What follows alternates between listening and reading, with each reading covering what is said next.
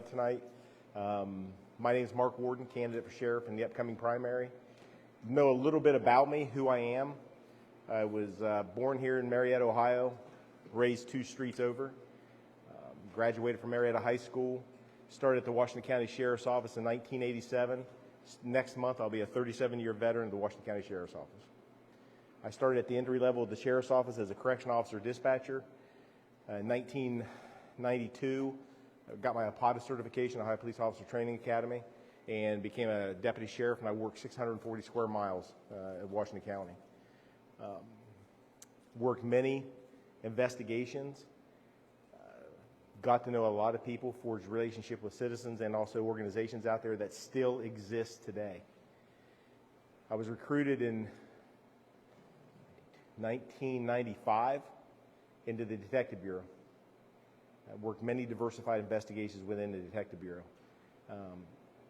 When I can tell you that I've seen the worst of human beings and I've seen the best of human beings. Some cases that I close, and I know there's some officers in the room here tonight that there's some cases that when you close your eyes at nighttime, you still see. One was a 7-year-old little girl up in Monroe County. She was kidnapped. Actually, she was abused by her mother's boyfriend. He hurt her, and when he hurt her, he had to get rid of her. And he drove her about 1.5 miles down the road, put her in a well, and dropped a rock on her head. And she drowned. And the pictures that I saw of that well still haunts me today. But again, I've sat across the table from evil. I understand what evil is. I understand what crime is. And I understand how to fight it. In 2003, under Bob Slicker, sheriff at the time, he wanted to start a drug unit. I was chosen to head that drug unit. I want you to understand, during that time, drugs were worked, but they weren't prioritized. In the Detective Bureau, if a drug case came in, a rape took precedence, which it should. A violent crime took precedence, and it should. So they wanted to branch off and start a 2-man drug unit, and we did. And I chose an individual. In choosing that individual, we started working narcotics in Washington County. We could do it 24 hours a day, 7 days a week. At that time, crack cocaine and cocaine was our issue. And our source was Zanesville. That was our source city. Washington County, from this point on, you will understand that Washington County is a user community, except for marijuana.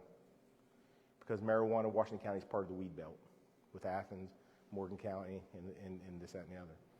During that, I was told at a very young age, in my development as a police officer, that you have to think outside the box to get the criminal. I not only took that as an investigator, but I carried that with me throughout my supervisory years. And remember what I'm about to tell you. When you think outside the box, it sometimes causes change. And change is not liked by a lot of people. Okay? So, to give you an idea, what does it mean by thinking outside the box when you work narcotics? Back in 2003, we had an aviation unit, and we would fly around and we would locate marijuana plants, and then we'd have an ERAD day, we'd take it out, and we'd pull a bunch of marijuana plants, and we'd take them out. I remember when I got put in there, I said, we can do better. Let's target these fields, and let's start arresting people. So we purchased a high-dollar piece of equipment, and we actually set up on it, and then we started taking them out. And what was really unique about it was we were able to document assets that they were taking to these fields. Because here's what happens in Washington County. What they do is they go on your property, and they'll cut down trees. They'll go into your cornfields, and they'll plant these plants inside these cornfields, and they'll literally pick up the plants when they're about this tall. They'll take that corn out, put their plant in. Go 20 feet down, do the same thing. And then what they do is they walk away because the farmer comes in, he brings his tractor and he nitrates it. And that marijuana just grows.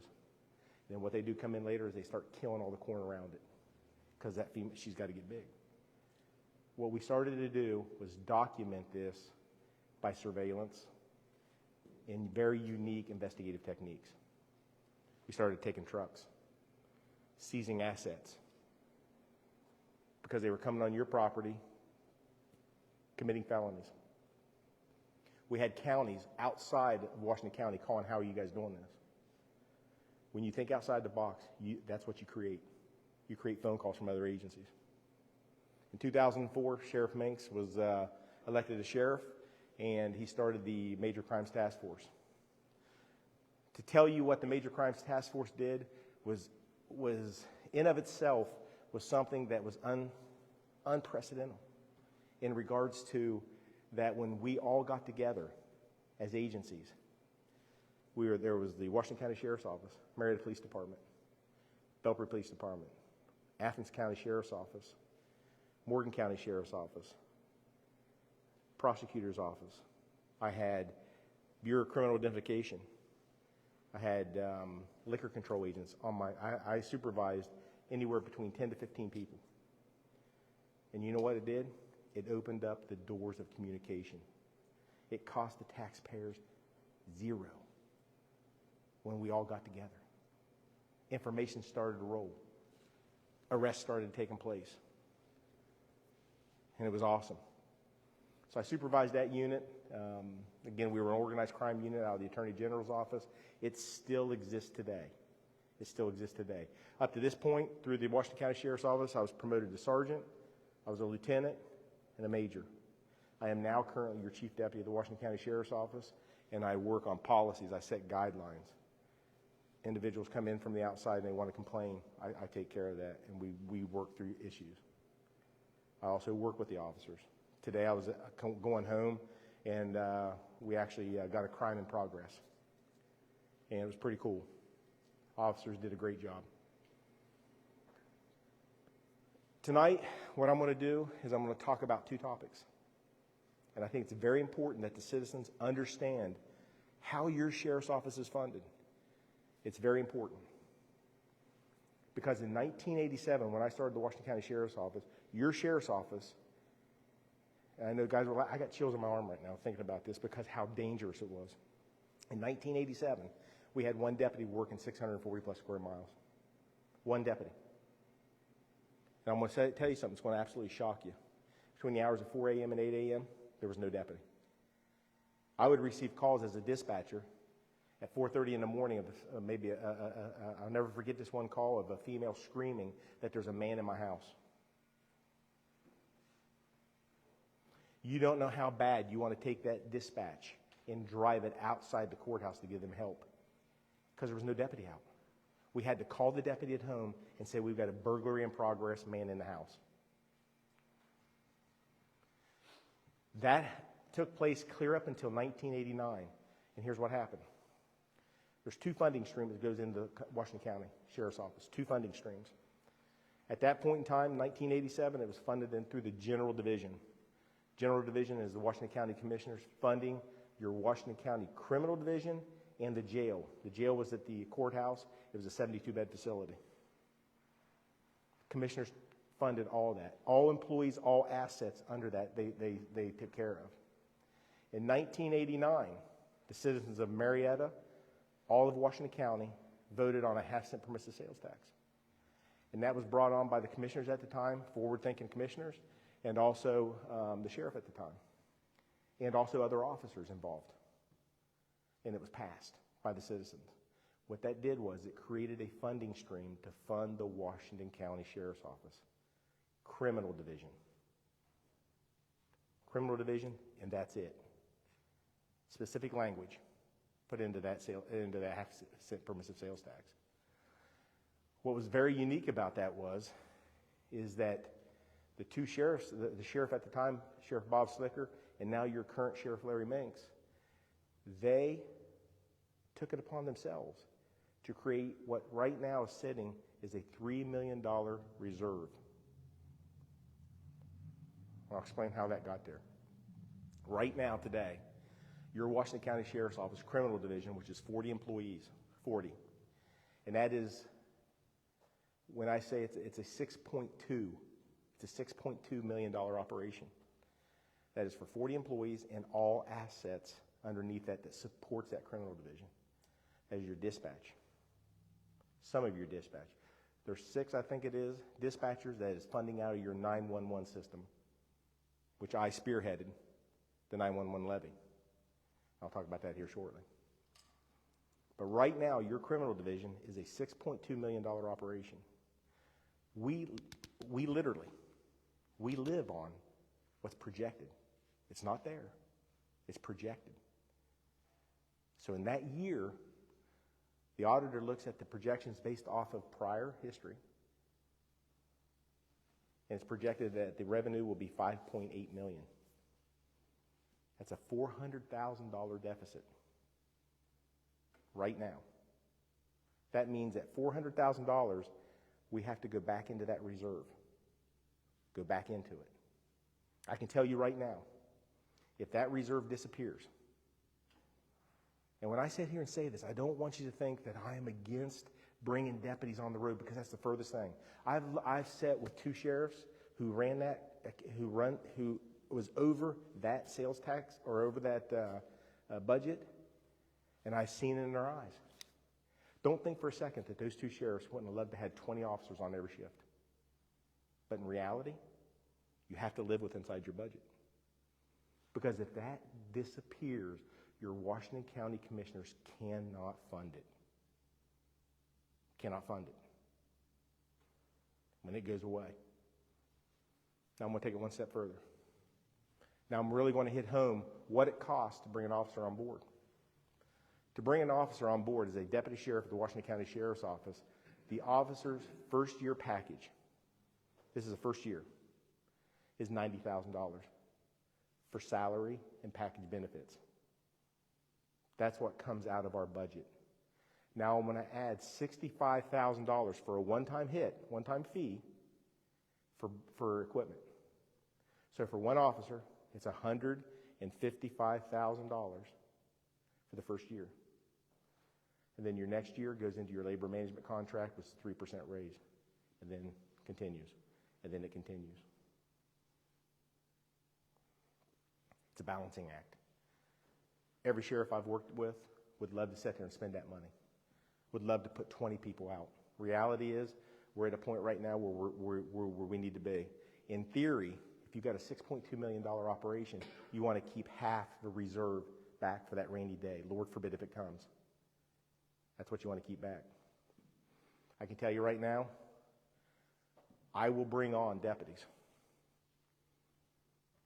I will bring deputies into that criminal division, and it won't cost the taxpayers anything out of that budget because we already have them. And you just have to rearrange. That's what you have to do. Okay? Right now we have 2 shifts of 5 and 2 shifts of 4. It's 18. And we've got 11 in specialty units. What you have to do is you have to decide where I move the individuals to place them. Now I'm going to take it one step further. Something I never talked about in any of my town halls. Is right now your county commissioners are such forward thinking is that they're looking at a 911 center. And that 911 center will effectively do this. If Senate Bill 50 funding comes in as projected, with the 911 levy that's currently in place, that's taking care of 6 of the dispatchers at the Washington County Sheriff's Office. And the reason why 6 of those dispatchers are paid out of the 911 levy, not your general fund or not your criminal division, your sales tax fund, 6 of those dispatchers are paid out of that 911 levy because we dispatch for 17 fire departments. The fire departments don't have to do anything. They don't have to pay for it. It's paid dispatch service out of the 911 levy. Now, if you take that 911 levy, you take the funding from that 911 levy and you bring Senate Bill 50. Senate Bill 50 was brought in place because here's why. Our landlines. Your 911 centers were all funded by by landlines. So here's how landline funding was first started. Okay, it was a surcharge on every landline. Right? What happened when cell phones started to come? You started losing funding. And it got to the point where it was offset. Legislation was passed, and there's now, it went from 20 some odd cents up to 40 some odd cents. And what they're looking at is our first quarter, what will that look like? And according to the commissioners, if that is sustainable to take those dispatchers, put them under that funding, what did we just do for the general division? We just opened up funding for 4, because they're going to take all the dispatchers. We got 10 dispatchers. It'll open up 4 payrolls. And I know where that's going. I know where that's going to go. So you always got to be looking on the horizon and thinking about it, okay? That's your budget. And then you have to look at sustaining that infrastructure, that assets by your gas with these cruisers. I'm going to tell you right now, the 2 sheriffs that ran this, I spoke to Sheriff Minks today, and he looked at me and he told me, I would love to put 10 people on per shift, but you can't. That reserve goes away. You citizens in Washington County face the fear of layoffs down the road because it cannot be sustainable. Simply cannot be sustainable. Any questions so far on the budget? Any questions? I'm going to move to something else. And I'm going to stand over here because I want to read, first time in my campaign, and I want to make sure I get this right. Because listen, my opponent talks about the 90% of the employees who support him and the Teamsters Union. I want to make it clear of how that transpired. Because I've told people in politics they're smoke and mirrors. You have to understand how it happened, and I want you to understand this. So as I be very careful, I wrote this down. When the union voted to endorse my opponent, it was not done by your local members. It was not done. The vote was done by 7 Teamsters. 7 Teamsters. 6 of the 7 that voted didn't live in Washington County. 6 of the 7 did not live in Washington County. 6 of the 7 are not even employed with the Washington County Sheriff's Office. The Teamsters officer that is employed with the Washington County Sheriff's Office was one of the members that voted, one. And ironically, sadly, that member was a member of the old task force that the sheriff moved out because of managerial reasons. And the reason why he moved those guys out by managerial reason is because in 6.5 months, they created 22 cases in Washington County, 22 narcotic cases in Washington County. The new task force was in there in 6.5 months, and they created 46. They were in there 2.5 months, and had created 46 cases in your county. I'm going to go one step further.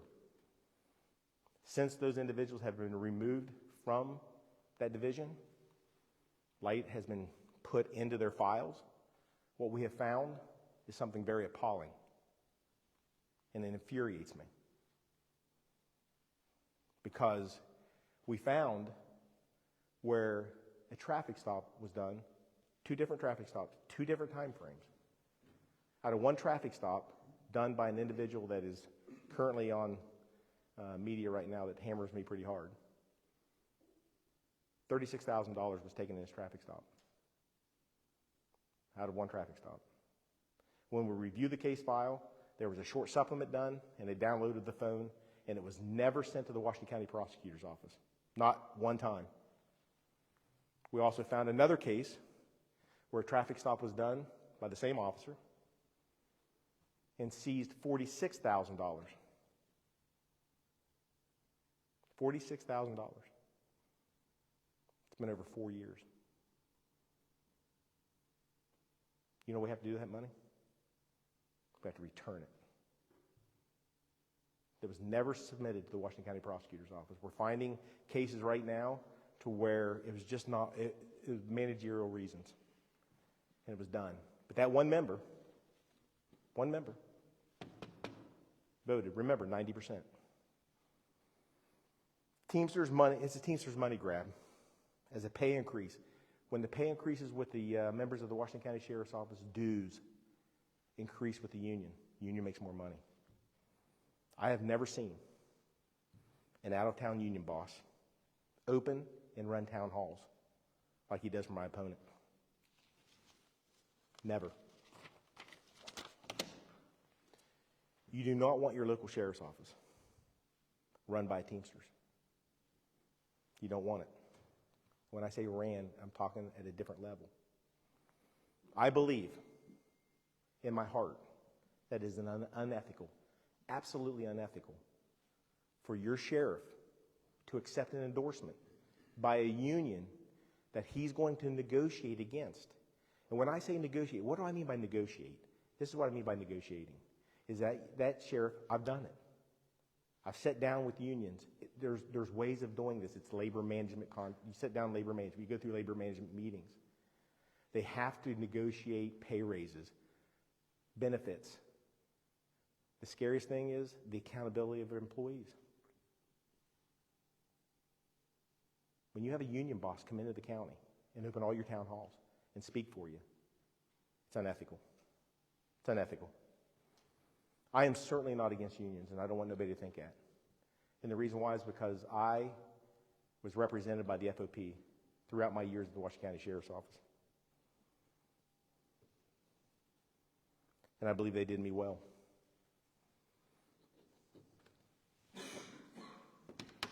I believe a union should represent their represent their members. But I also believe, like trade unions, is that the union should demand quality and efficiency and workplace safety. And also, through the proper channels, work for compensation for their employees through negotiation. But you have to see when a union boss comes down and opens up all your town halls and speaks for you, there's a compromise there. I believe it. I spoke to other sheriffs. They believe it. Opening and running candidate town halls and providing support appears that the union has a candidate, and it's nothing more than a money grab. It's a money grab. I can tell you how bad this has happened. Since this has taken place, one member, remember, seven members, voted to endorse my opponent. It was not done by any of the local members. I can tell you right now, I know of one employee that went and recommended to have his union dues stopped because it infuriated him. A union is to represent the bargaining units under their bailiwick. This didn't happen. It was done by 7. 6 of them never even lived in Washington County. Makes you have to wonder now, right? As I move forward here, as your sheriff, the problem that we're seeing in Washington County right now is narcotics. Narcotics, and we're seeing problems. Several of us today went out and watched the Human Trafficking Task Force put a package together for a church. Narcotics is a trickle-down effect in Washington County that affects every citizen. I don't care. Everybody thinks that I'm driving down I-77, down State Route 60, and you see that deputy with 4 cars out along the road. That's where the narcotic problem is. Listen, narcotics infiltrates into your communities. It comes out of your pocket, your paycheck. Because with a high problem of narcotics in your community, your theft rates go up.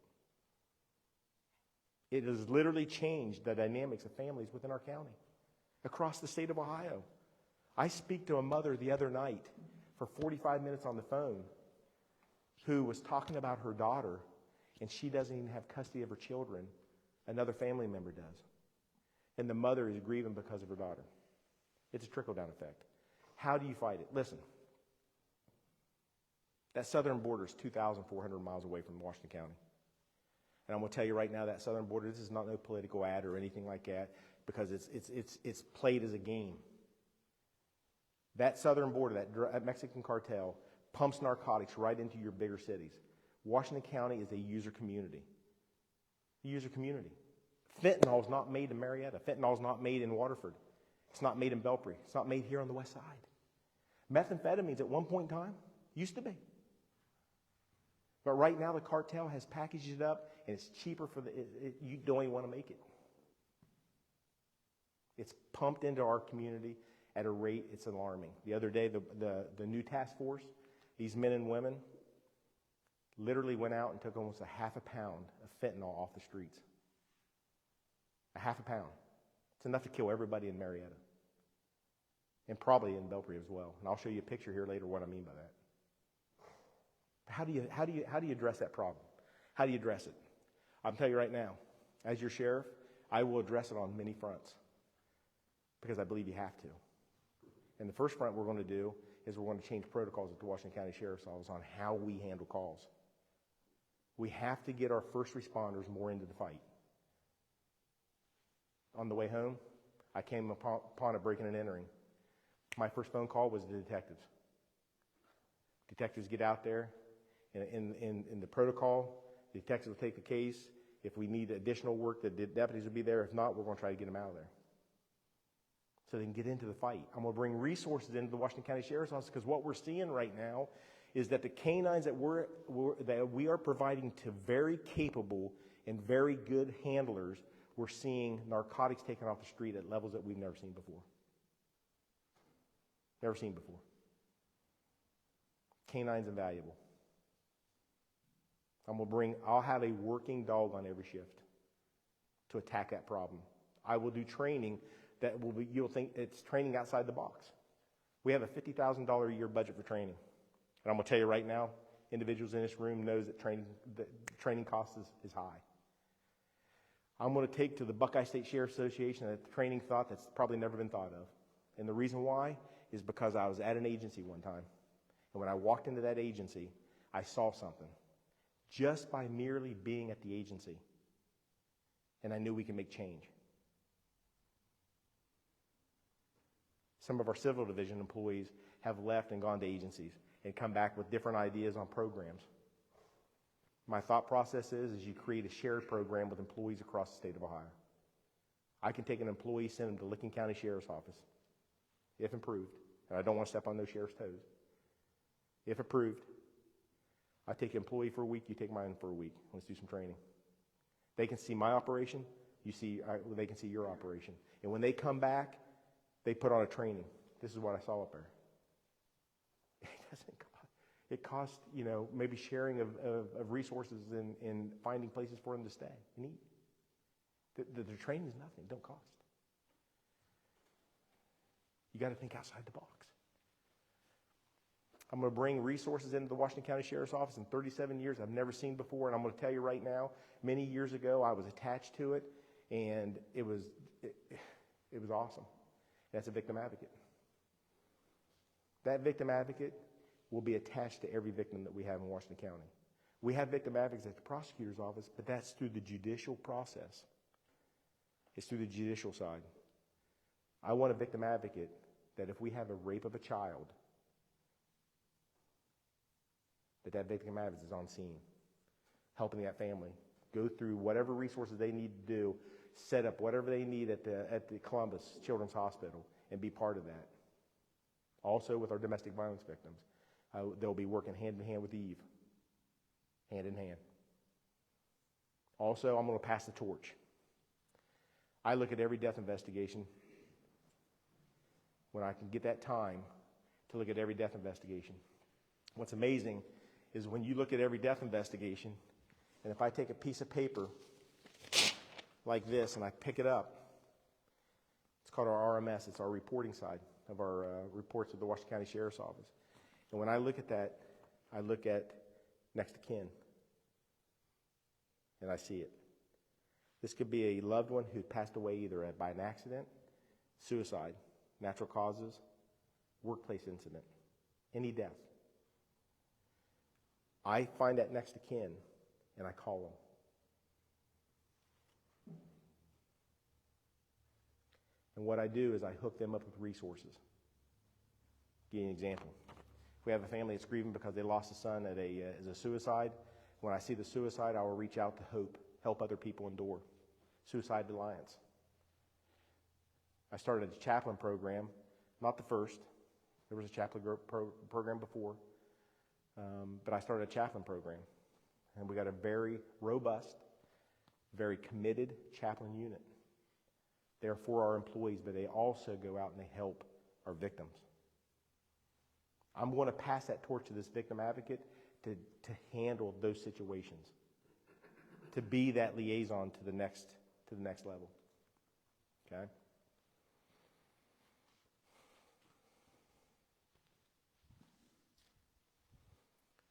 You're going to see something as your sheriff that's never been seen. I'm going to wear my administrative staff out because I am going to take the office of sheriff 205 4th Street or 205 Putnam Street, and we're leaving the sheriff's office. My door will always be open. It'll always be open for every one of my employees. If they want to come and talk to me about their holiday, their baby's birthday, operation will go through the chain of command. That's the way it needs to go. But my door will always be open to the public. But I'm going to do something. I'm leaving the sheriff's office. I'm going to pick a community a month, 1 month, and I'm going to take our crime statistics, and I'm going to work through the township trustees, and I'm going to work through the mayors, and I'm going to go sit down with the community. I have learned something through these town halls. I've learned that merely talking to citizens, and then after I'm done, they come up and they tell me a problem, and that problem has never been reported. It's never been reported. But guess what? Now we know. These community meetings, I can envision sitting down or telling them the issues, and then the community actually engaging back. Now, when you start engaging the community, it's at a different level. Now you're bringing to bear on your problem with narcotics like it's never been seen before. Because here's what I'm going to push. I'm going to push at these community meetings, watch programs. They work. 30 years ago, 32 years ago, I leaned heavy on the Decatur Crime Watch program. You guys remember it? Decatur. I'd have a burglar in that area, which is the southern part of the county. You rely on citizens. And some of my best citizens were 75-year-old, 80-year-old, 60-year-old. They simply looked out the window. I'm going to push these programs in every community. And then what you do is you weaponize it. What you do is you create a program at the Washington County Sheriff's Office that every community watch program can get on. We've worked on programs where they can get on and they can see what the community program, the watch program next to them, what they're seeing. And you can share this information. Information is powerful as long as the citizens are involved. And then we know about it. Some of the programs that I have started in Washington County, I, as your sheriff, will continue those programs. I'm going to tell you something right now. Yesterday, after I finished the debate, I had a young boy waiting for me at the top of the stairs, at the top of the auditorium, and he was standing there. This young man is a junior at Fort Fry High School. He had a plaque that he made for me. I'm not boasting about me, but I want to make it very clear how powerful these programs are. When you take what knowledge you know and you take it to the kids and you educate. 19 years ago, I went into your schools. I could have delegated that down. I could have delegated it down when I was a sergeant. I went in. When I was a lieutenant, I had a teacher at Warren High School say, "What are you going to do when you become a major or the chief deputy? We're going to lose you." I said, "No, you're not." Because it's so important to me. This young man told me this right here. He said at the age of 5, I changed his life. And that's by going into your schools and working with your kids. I did it through the Crossroads program. What's the Crossroads program? The Crossroads program is this right here. 19 years ago, I went into your school. Remember, in 2003, I became a narcotics agent. Still a deputy sheriff at heart. And I took to your schools training to try to educate the kids on what we were seeing. I believe that if we educate the citizens of Washington County, we engage the citizens of Washington County, we can bring to bear on a drug problem that's never been seen before. And I guarantee if it works here, it'll take off across the state of Ohio. We just have to have somebody step up and do it and put the work into it. That's all you got to do. The Crossroads program morphed in 2 years later. And what I did was, I realized, me and another officer, that we was down at Belpre Elementary School, and a little girl walked in and she went like this. That's a cool one-hitter. I realized that we weren't there to educate, we were there just to show and tell. So I changed it. How do you change it? My opponent tells that he don't like programs. Programs are the most important thing as a sheriff because they engage and they teach. And then you pass the torch. But this program enables, it gives kids, our students. I started out at 10th grade. Superintendents came and watched me do it. Now they have me doing it K through 12. And it takes me all day. K through 12. It gives the kids a tool. If you're going to use narcotics as a child, and somebody comes up in your adolescence and they ask you, you have to decide. Every day I get up and I look at the Washington County Jail roster. 106 every day. And I can tell you right now that the students I talk to, the program that I do impacts their lives. I've had students break down and start crying during this program because where they're at in their life. It gives them a tool. This program is so powerful that it took a 5-year-old and it changed him. And today, it's pretty cool. Other programs that I've started, it's been nothing political. It's a SALT program. It's called Seniors and Law Enforcement Together. Officers that's in this room knows that law enforcement officers have to go out and they do welfare checks with our seniors who live in our community. I can tell you right now, seniors in our community are victims at a rate that we don't even know. And the reason why, because they won't call. My program simply is this right here. Take a reserve deputy. You don't take off the criminal division, it's a reserve. It's a volunteer. You got to love the men and women who volunteer for the Washington County Sheriff's Office. And what they do is they go out, created a program where they go to the residents, and we bring these clients on board. We've got close to 10 right now, a little over. We take a picture of them. They sign the application to get on board. They let us know where the key is. They let us know everything. I want to know everything about them. I want to know who takes care of them, who checks on them. I'm going to tell you something right now. The first 97-year-old lady that me and Sean Parks went to and spoke with, her first statement to us was this right here. The man who mows my yard is trying to take my house. In fact, he's been doing it for years, been mowing my house, or mowing my yard, and he's been trying to tell me that he wants to take my house. He wants me to sign my house over to him. In fact, took me into the kitchen, and he raised his hand to strike me and said, "You're going to give me your house." She looked at me, she goes, "Mr. Warden, Sean, I want my house to go to my only living relative, my nephew in northern United States." She goes, "If you guys would look 2 doors down, there's a house that he did the same thing with a friend, and he now owns it." Now, I'm going to tell you, as your sheriff, you have to utilize every resource. You have to utilize every organization. You have to partner. You cannot live within walls and say, "I'm the king. Everybody's going to do what I say." What you do is you shed all those walls, and you work with organizations. I partnered up with Adult Protective Services. I partnered up with Buckeye Hills. My first phone call was to do a Neal Senior Center. I was calling anybody and everybody, rallying them to the cause. When I left, when we was there doing that with that 97-year-old lady, 97-year-old senior citizen, who was an absolute firecracker, and I love her. As if we got done with the application, I went back and asked her this simple question. Can you tell me about the man who mows your yard? She told me the story verbatim. Verbatim, the exact same thing. I leave, I call Adult Protective Services the next morning. I have an agent there. They check the property records, and guess what? The house is in the man's name 2 doors down. The victim has passed away. I call Lieutenant of the detectives. So I got a case for you I want you to look at. I want you to shine light where light's not shined in a long time. He went out and he rousted that guy up, interviewed him, and I'm going to tell you right now, when the detective gets a case, Their goal is to find the facts and then prosecute them. That's their goal.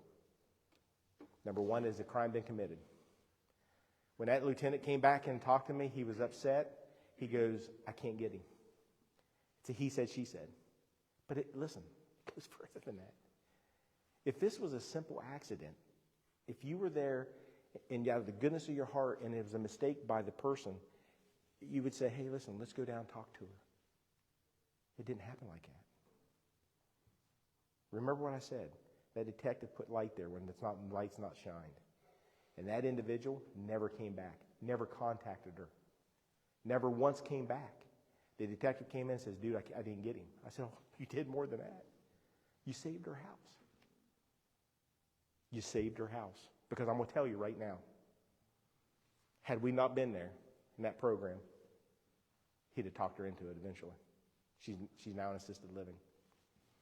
SALT program is dear to my heart because of our senior citizens. We got to take care of those who can't take care of themselves. My problem was I didn't want to get too big on it because number one, volunteers. I was burning my reserves out, and I knew I was. Let me tell you about community engagement. I get excited. Right now, Warren High School, Fort Fry High School, Frontier High School are coming on board with their students, their high school students. I have a reserve deputy that drives these residents. I've got an empty seat. I'm putting resources in that empty seat. Students at all your high schools right now, students have to do community service to get a college credit. They have the ones who are doing it want to get into this SALT program. I'm going to use students with our reserve deputies. Now, you want to talk about engaging your students. Picture the lives, the trajectories of these kids' lives that can change by simply getting in a car with a reserve deputy and going out and taking care of the ones who we should be taking care of. That's powerful stuff. I was at a meeting up in Lowell. Two of the kids that were signed up for it, they looked at me across the table and they smiled and they said, we're signed up. We can't wait.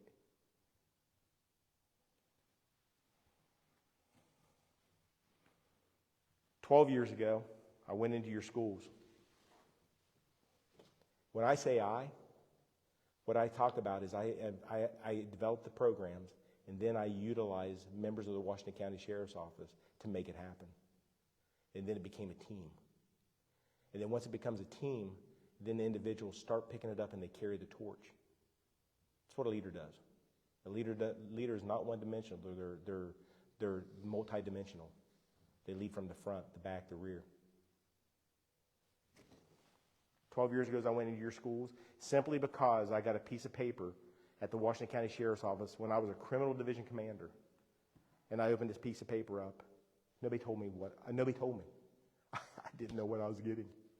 It was a form that says, according to the ORC, the safety drill needs to be done by all your schools in Washington County by December 31st. I was looking at a safety drill done by Warren High School. You'll get to know me. When I opened this piece of paper up, I looked at it and I read what the drill was. And I looked at it and I said, you know what? I'm going to call the principal up and ask him what that drill consists of. Because if I'm going to log it, I want to know what it is. So I called the principal up. And he told me, we put the kids down and we turn lights out. I hung the phone up. I asked him what some of the codes were. He was embarrassed to tell me some of the codes. And if he's watching right now on live stream, he's probably laughing. Because he said right now, he goes, if I tell you, you're going to laugh at me. I said, well, listen, dude, if I'm over there, my son goes to school over there. I want to know, what's the code? Pink Cadillac in the driveway. I thought, my Lord, if I heard pink Cadillac in the driveway, I'd run out to the window and look for the Mary Kay car. And he started laughing. He goes, you're right. Hung the phone up. Listen to me. I said, we can make change. We can do better. So I created a program that we actually take our students. I take the staff of all your schools. I started this. I started with the staff and I trained them on active shooter training. I was doing it before I knew what ALICE was. ALICE is an acronym for Alert, Lockdown, Inform, Counter, Evacuate. It's taught across the nation. I was doing it years before I even knew what ALICE was. We were 8 years, your students were 8 years ahead of the state of Ohio mandating this training. 8 years. All the simple reason why is because I said we can do better. But listen, you have to have an individual, a leader, who's not afraid to think outside the box and do it. Because the program sets up like this. You train the staff, complete one day. The next day you train the students. And then the next day you do the drill. And what's awesome about it is you put an individual in the school with a blank shotgun. All it is a noisemaker. I can tell you right now, across our county, I have not only done these drills now in your schools, I've done them at industrial sites, I've done them at churches, I'm working with church security teams. Acoustics. We learned. The school learned. The students learned. I got seniors out there right now that can teach the program. And then you do the drill. And then you take it one step further. Because what you do is you have the individual in there that's making the noise, you have the officer show up. And then they go in and they systematically hunt down the threat. But they only do it by themselves. They do it with the State Highway Patrol. They do it with the Beverly Police Department. They do it with the Washington County Sheriff's Office. You collaborate. You work together. And then you take it the next step. You have your first responders show up and they triage. Because they got to get trained. Because listen, it's just not for law enforcement. I have called air ambulance. And they have landed at your schools. And been part of this. Your kids are much safer because of that. And I'm going to tell you right now, as a proud father, and I use this term as a father, as I started the school resource officers. And that program has now taken the torch of that active shooter program and has turned it over to them. And I'll never forget some of them. They'd call me up and say, "Hey, Chief, what? Can you come up and watch me?" Whew, it's cool stuff. It's good stuff. And when you do that, you see the next generation. You see it. You see them doing the leadership. And then all you do when they're done, you say, "Dude, you did a great job." Carrying the torch. The sheriff's office, as the sheriff, is much bigger than the sheriff. What do I mean by that? What I mean by that is simply this. It's 3 divisions. Your sheriff is under the control of the criminal division, the jail division, and the civil division. Across our nation, the retention of employees is hard. Go home and get on the internet and look at the jails out there right now that can't, some of them aren't even open. Some of them can't open. In West Virginia, they have National Guard working some of them. How do you create a workforce? How do you create an area that you want people to come? You do it by a strong labor management contract. This last labor management contract was probably one of the most powerful contracts that we see at the Washington County Sheriff's Office. The Washington County Sheriff's Office budget alone, the Washington County Sheriff's Office budget alone to get the highest package for their medical cost the sheriff's office $500,000. $500,000. But we felt that was so important at that point in time to retain employees, and it's working. It's working. Okay? Knowing that we have a retention problem, I listen to people. If I listen to Ted, if I listen to Jason, if I listen to everybody, if I listen, and I hear a topic that I think that I can take and I can work on, I will. We had 2 people come into the Washington County Sheriff's Office. I've never said this before. Washington County Sheriff's Office, and they came in and they went like this. Here's all they did. They met with the sheriff. It was Jamie Booth and his wife. They came in when Jamie was running for commissioner, and we thought it was looking for an endorsement. And you know what he came in and said? They came in and said that Washington State is in your backyard and we need to do more. I listened to what him and his wife talked about. And it set on me, and you have to get to know who I am. I went home and I said, how can we do better? Here's how we can do better. I took her idea, Heather's idea, and I worked with the grant writers of Washington County, and I requested $10,000 from the state of Ohio to start a cadet program in Washington County. My cadet program, put in for the grant, I was awarded $7,000. State of Ohio thought it was such a good program that they said, let's do it. Right now, at the Washington County Sheriff's Office, we have 2 young ladies who are in the cadet program. And when I talk about all 3 divisions, we take these young students who by law has to complete 105 practicum hours. It was hard for them to get it. Nobody was playing ball. I listened to 2 people. These 2 young ladies came down. I started them in the civil division. I started her, and by the way, when we start them, we do interviews with them. It's a cadet program. I want them to understand. I want them to build a foundation for what they need to do. As your sheriff, these programs are important because it sets up the next generation. I interviewed them, me and another officer. We critique them after they're done. If you so decide to move on, we want you to understand where you need to work at. I put them in 35 hours in the civil division. They complete it. And then they have to turn a report in. Out of that $7,000, I bought their uniforms and I got a laptop. And they're required to put a report into us. And I had that report critiqued by a major. And then I take them and I put them 35 hours into the jail. Right now I got one that's going 35 hours into the criminal division. They ride with our deputies. They watch dispatch. They watch the whole spectrum of the Washington County Sheriff's Office. And what that does is it builds a beautiful foundation for those students. And number 1, we get to look at them. It was so awesome the other day. I was driving to New Matamoros to do training, and I had one young cadet sitting next to me, and I was taking her up there to watch her. I wanted her to see how I do active shooter training with staff. And she was very quiet. She's probably watching and laughing right now. And I asked her, what's wrong? Why are you so quiet for? She goes, Chief, I don't know if I want to stay here. I think I might want to be in the Standard Patrol because I like traffic. Because she went to the traffic. She went out and worked the road division, and she saw guys do traffic. I said, that's what this program's about. It's to prepare you for that next step. But I guarantee you there's one in there right now. It's going to make solid. And I've got one right now in the wings that's coming.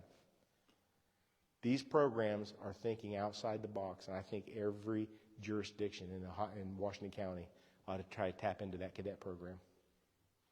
It satisfies those hours. The jail, a little over $4 million out of the general fund. I'm going to bring training into that jail like it's never been seen before. I'm going to bring programs back to the Washington County Sheriff's like it's never been seen before. Right now at the jail, I want you all to understand that under my opponent, and I'm not slamming him in no way, shape, or form, because we had 164 employees come in a 10-year period. Out of that 164, 20 of them retired. That leaves 144. Out of that 154, 54 employees were there on the average of 4.4 months. That jail was probably one of the hardest jobs I've ever worked at the Washington County Sheriff's Office. That and dispatch. Deputy sheriff, I could always go grab me a Mountain Dew and a bag of peanuts and just relax. Take a little time before I got back into the fight. There you can't. You're in it. I know because I worked it. I worked it. I will bring resources into that jail like it's never been seen before. Right now, my opponent was there for 5 years as a jail administrator. He had 48 employees come and go under his command. 48. Now listen to me. A lot of talk about leadership. And I will tell you right now, it's not a direct result of his leadership because 48 came and gone. If you take 48, that's an average of 9.6. That's literally an average of one employee a month, up to 10 months for 5 years. It's not a direct result of his leadership. It's because it's a tough job. But they'll say it's leadership at the Washington County Sheriff's Office right now. So many people come and gone. I'm an administrator, and I hold people accountable. If I hold you citizens accountable, administrative staff holds our employees accountable. Some people don't like that. If it's so bad, out of that 164, why did 16, why did 16 of them come back? They left the Washington County Sheriff's Office and came back. It's a tough job. It's tough. But you got to create an environment where people want to stay. I'm going to end it with this right here. Here's how you do it. Had an employee at the Washington County Sheriff's. She worked at the Washington County Jail. Her husband is a buddy of mine, probably real close, like a brother to me. I missed a phone call from him. I was out power washing. And then when I went in, I saw the phone call. I called him back and I said, hey, what's going on? He said, a tree just fell on my house and knocked my roof off. Took off my front porch, split the inside of my house, and insulation came down. I said, I'm on my way. He says, don't worry about it. He goes, I've got a tarp over the roof right now, and we got the tree cut up on the side. Before I hung that phone up, I was sitting on the porch. And when I heard that employee talk, I think it was to her daughter, she said this right here. And I heard her voice crack. And it said, this is a terrible way to start a vacation. You got to get to know me. I walked into my house. I hung the phone up. I could have went in there and watched TV. I could have. I grabbed a piece of paper and pen, and I sat down on my recliner, and I said, we can do better. And I created what's called catastrophic leave event. The union boss that comes down here and opens up town hall meetings for my opponent looked at me across the labor management table, and when he looked at my idea, let me back up before I get ahead of myself. I came up with this idea. I put it to pen and paper, created a definition, and I walked in the next day, talked to the sheriff. And the sheriff says, I understand that this is, this is administrative. I said, I understand that, but I want to put it in contract because I think it's so important that this needs to be for the employees because no sheriff could ever take it away. We need to get it in a contract. We need to lock it in. And then I took it one step further. I went to the employees, and I set up a labor management meeting. I sat across the table from them. I said, this is my idea. And I brought the administrative staff with me. And I said, we all need to come together because this is what I want to do. And we came up with probably the best piece of paper that affects an employee, Lord forbid, if a catastrophic event happens. And here's how it works. If you involved with a catastrophic event such as a fire, a tornado, and it tears your house up, at no fault of your own, you have no ability. My brother had a house fire, and I watched him empty his banks out because of the duration that it took. When that event happens, the supervisor on duty can automatically give the employee 2 days administrative pay with leave. It restores the employee. They actually go and get their affairs taken care of. And then if it's longer than 2 days of pay, then all they got to do is take some photographs, get us some paperwork, and then it's viewed by 3 members: administrator, a union member, and the emergency operation director. And if all 3 agree that this employee needs the help that they need to sustain them, to retain them, let's take care of them. And that's how we did it. The union boss looked at me and says, this is probably the most important piece of paper I've ever seen, and I will push this in every contract that I can get because it effectively helps the employee and helps retain them. That's how you got to think. That's how you got to think outside the box to help people. And by the way, that employee had used up bank time. And once I got the paperwork done and taken care of, we went back and restored her. That's how you work with people. That's how you do it. Got any questions? I'm open for questions now. Any questions?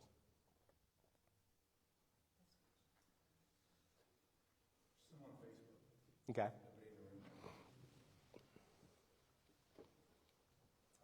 First question you got was, what can be done about houses where active drug deals are seen happening?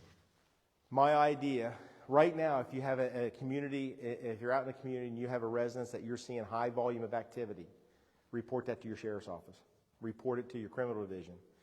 And if it continues and you don't get the satisfaction, you have to go up through the chain of command. You reach out to the division commander, the administrative staff lieutenant, and you let these individuals know.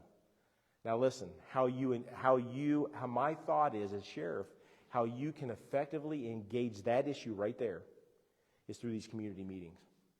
I was at a town hall in Newport, and I was told about an incident that I was aware of, but I didn't know the problem was so huge because it has expanded across several areas of the county. And I learned that by simply talking to people. When you go to communities and you open these type of programs, I'm going to tell you, here's what we're going to see. I'm already going to tell you what we're going to see. I can envision it. We're going to pick up more junkyards than you can ever imagine that meet ORC standards that needs to be enforced. We're going to hit questions like that right there, and then we're going to effectively work it. But now the community is working together. When you start seeing that exchange that out, that's how you take care of it. I asked the community simply this: if you start seeing this type of activity, start a notebook. I want to know the time of the type of vehicle, how long it was there. If you can get a plate number, write the plate number down. When you call and give that information, that's a powerful tool. Any more? If you win, how are you going to try to regain the support of the approximately 90% of employees who currently are supporting the other candidate? It's simple as this. Listen, I've been through several elections, and I understand right now that the 90% reflective of the Washington County Sheriff's Office is not even accurate. It's not accurate, right? And at the end of this election, I win. We're going to get to work. I've got ideas what I want to put into play.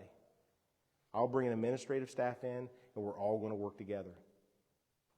And it's by trust. You build it by trust. And a lot of this is this 90% stuff. Listen, from an administrative standpoint, there's disgruntled employees out there, right? There's disgruntled. What that does, I've been in these elections. It starts a vortex, and that vortex starts sucking up young officers that really don't even know much about what they're talking about. And at the end of this, and really campaigns should never go there. They should never go there, ever. But at the end of this, the bottom line is there's going to be a job that has to get done, and we're going to do it. Nobody's going to lose their job. We got a job to do. Mark, is that 90% what you were talking about earlier, those 7 guys that voted? The 90% that's being said is boots on the ground. So a lot of that is there's a mechanism in place that employees can support, and it's through the Fraternal Order of Police. And that's not part of the union. I tell you, when you look at the union endorsement, you go into uncharted waters. When I say uncharted waters, it's because the unethical perception that the sheriff is now negotiating against the Teamsters union that has endorsed him. It's scary stuff. The 90%. Listen,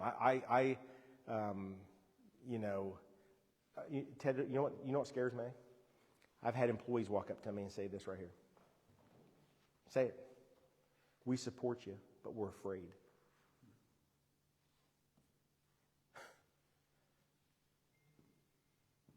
I have never, nor will I ever, ask for an employee to come out and support me. We'll never do that. It's not proper. Shouldn't do it. It's not because they support them. I don't care about that. It's what it does. It creates a vortex, and it sucks people up. And then if you don't want to support, if you don't want to be a supporter, then the bullying takes place. And then the next thing you know, they're like, oh my gosh.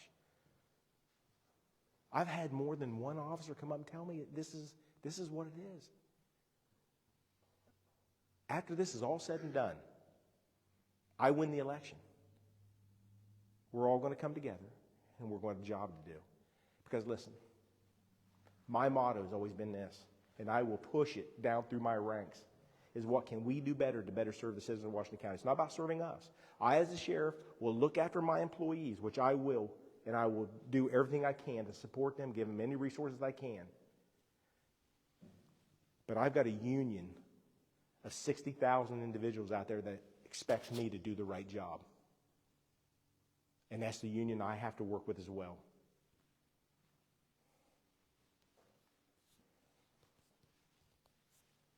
Any other questions? Get one more on Facebook Live.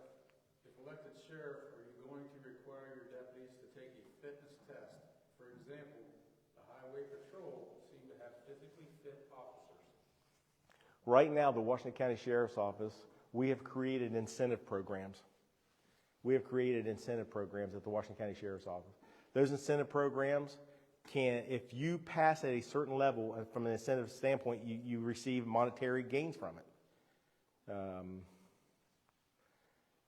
To sit there and say that I'm going to mandate the officers to do it, I'll tell you right now, I will tell you this.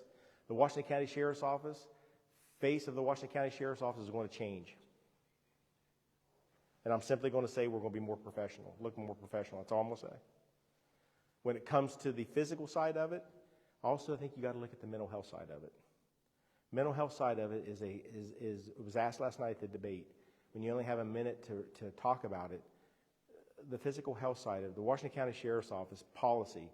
Listen, I was assigned to do policies, and I did all of our policies at the Washington County Sheriff's Office. If we were going to farm them out and have another agency do it, or Lexipol, it was going to cost the agency $82,000. I saved the money, and I did it. But what I learned, and it scared me, because when I first started it, anybody who ever worked policies, they weren't there very long. Because I think it drove them nuts. Policies, ask law enforcement officers. Policies is fluid. But let me tell you something.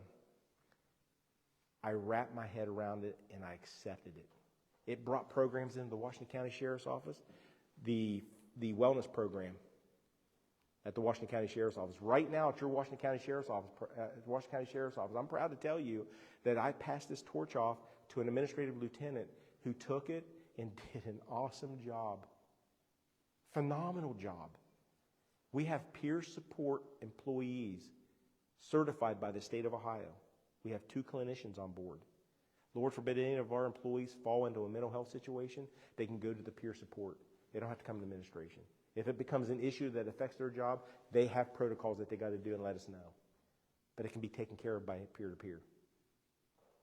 Also, in that wellness program, the officer is afforded.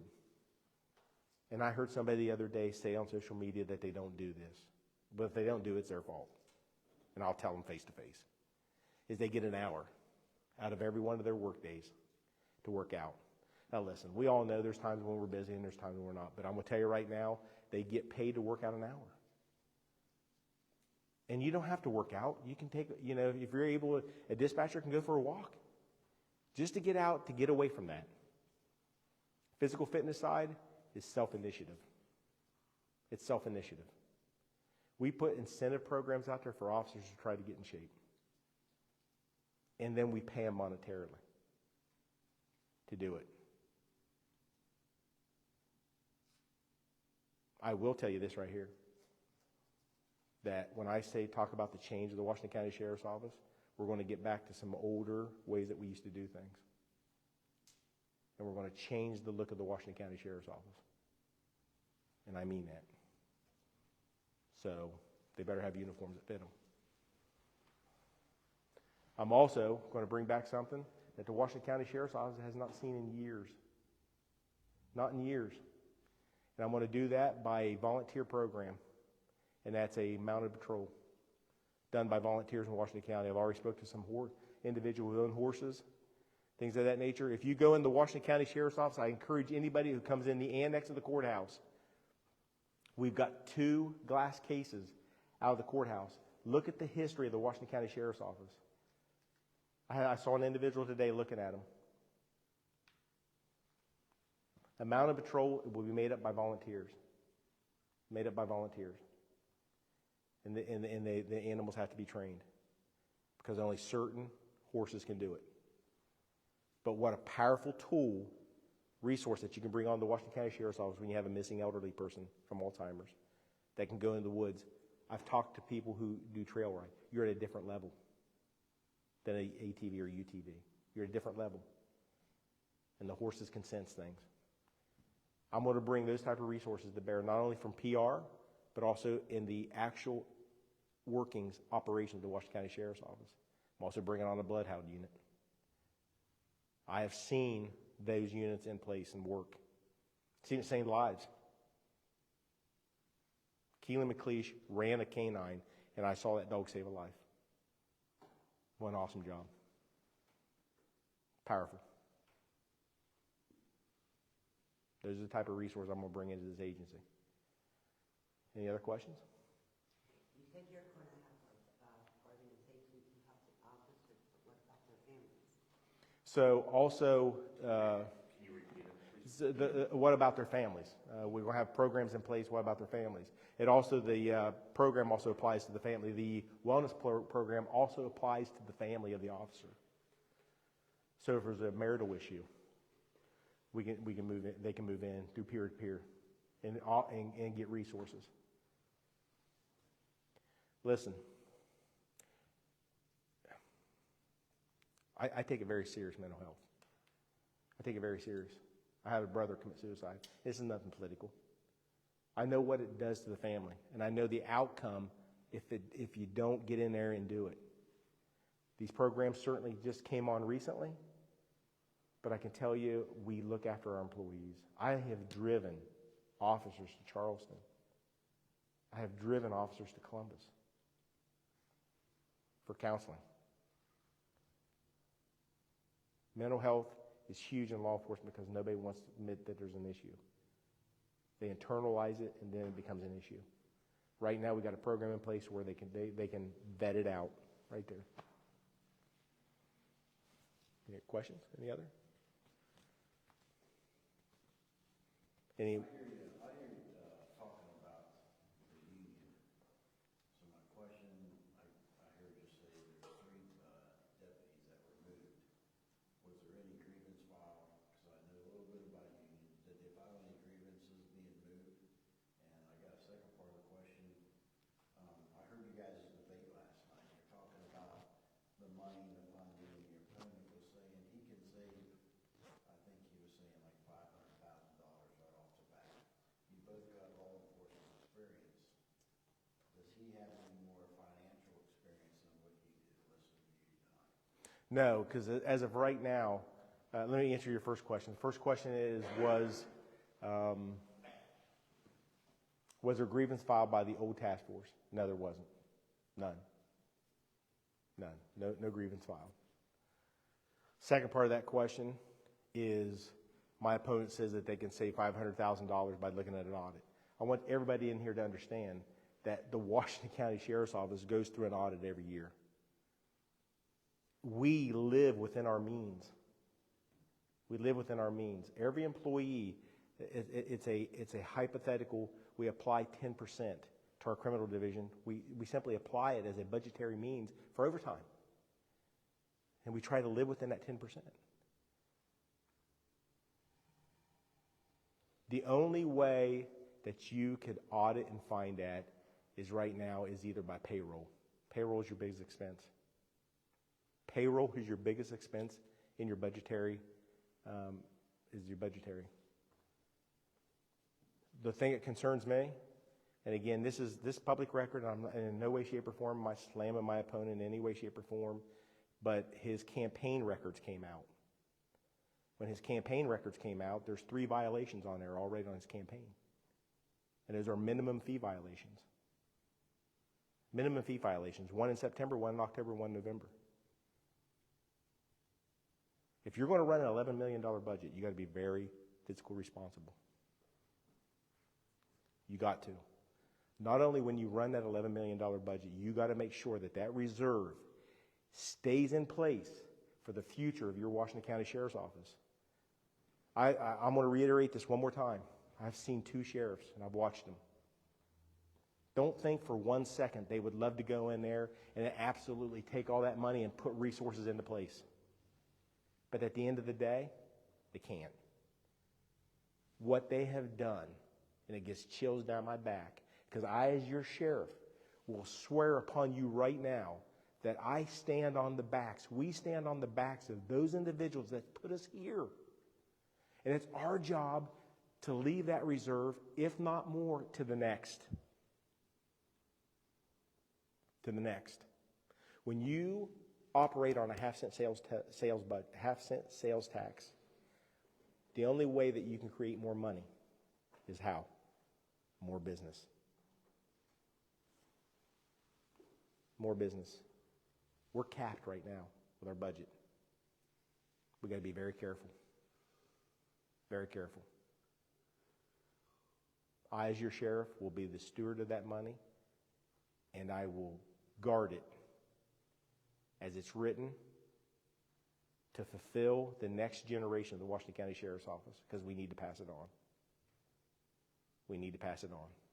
I've seen it drop down to 2.4. I think 1.8 at one point in time. That's because when buyers' confidence goes down, it affects it. Got to be careful. I heard my opponent say they like to bring 5 deputies on. 5. I'll see you, Tim. Be safe, Ryan. 5 deputies. If you bring 5 deputies on, that's 5 times $155,000. Your initial, that reserve will be ate up in a year and a half. I don't think that every sheriff before me would love to have done that. Would love to have. You have to look at reorganizing within the agency how you do that. And guess what? When you do change, people don't like it. But it is what it is. Remember, we serve the public. If there's no other questions? Yes, Jay. A moment ago, you mentioned a yearly audit. Is that done internally, or is it an outside source? And is that publicly available for somebody to review? So the question was, is that done outside or internal? Understand that we internally audit ourselves because the criminal division, the division commander will start out a budget and they'll look at it and their line items. And there's wants and there's needs. So what the sheriffs have done is they incorporated your division commanders, your employees, to be part of this budget process. Okay? So I got a budget in my criminal division. My division commander looks at it. He may want a night vision. Say he wants 20 pairs of night vision at a cost of $52,000. That's a want. Right? If the budget so permits it, then we do it. Right? So in reality, your division commander starts out by your audit. They live within their means, right? They have to understand they watch their overtime. They watch it. Our physical officer will reach out to them and say, hey, we're running hot. We have meetings to let people know, hey, we're running hot here. We're running hot there. We need to slow down a little bit. So there's internal audits already being done. Internal. Now the state of Ohio audits us. They're there every year auditing our books. And guess what? We've passed 100% every year. And that's because the sheriffs before me have done an awesome job in what they need to do. And they've left that reserve. And by the way, every other division within the county has it. Has a reserve. You have to have a reserve. I think the county home has 2.8. The county engineer has a little over 3. The county general is sitting on 12.6. Those are contingency funds. Citizens of Washington County, we have to watch that. And I will be a steward of that money. I will have sleepless nights on how do I get my divisions to where I need to be. Because I know the sheriffs before me have. To meet the needs of what we need to do. But remember what I said on the horizon. I'm 110% support for the next 911 dispatch center. I'm 110% support for it because it'll be better for our citizens of Washington County. In doing so, and if it works, it could literally free up funds for all agencies if it works. Again, this is all hypothetical if it comes in at the proposal at the projected amount that they're hoping to see. That frees up money to where now I can take a budget and do what we need to do with it. That's how you work with inside your budget. You don't write checks that you can't pay. And you don't live in areas that you can't do. You don't do it in your home. You don't do it with your own finances. You got to live within your means. And that's how you do it.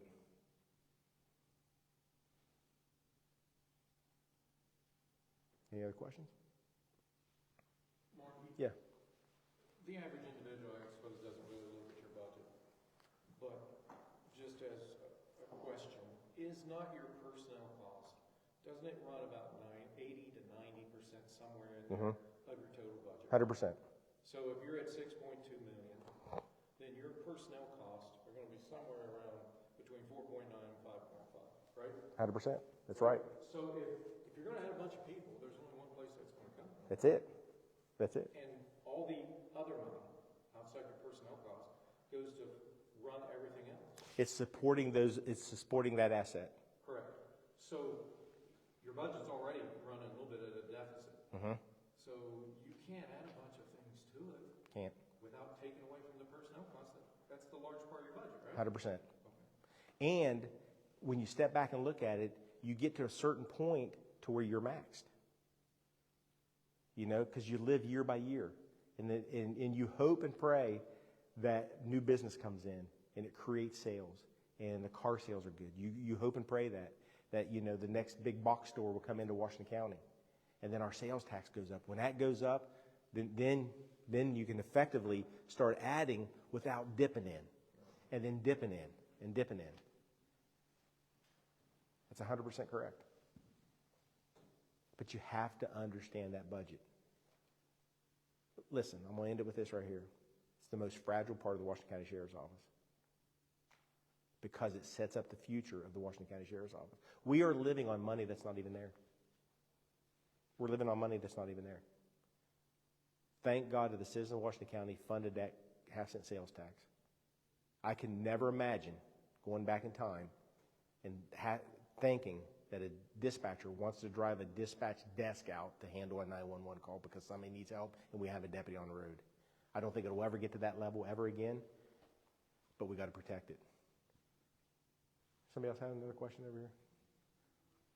Have you ever quit the Washington County Sheriff's Department? I started in 1987, and I've worked 37 years. 37 years at the Washington County Sheriff's Office. Next month will be 37 years. And I can tell you right now, the men and women that I've met, the people, the relationships that I have forged in this county, it is awesome. The officers that I've stood on the backs in the past are always there for you. Always. So, I am not a quitter, and I'll never quit at anything I start. Any other questions? I'm going to tell you right now, as your sheriff, I ask for your support. A support for me, as your sheriff, is a support for every program, every idea that I want to bring forward. I am not Sheriff Minks. I am not Bob Slicker. I am not Dick Ellis. But I can tell you this right now. Those individuals did great things for the county, for the citizens of Washington County. It's a hard job. And I'm willing to step up and take it and be dedicated to it and work with everybody under my command and work with every citizen that cares to call me. A vote for me is a vote for every program and idea that I have. And I ask for your support in the next prime, in 40 days. I ask for it. Talk to your friends. Let them know. Thank you, guys. Appreciate it.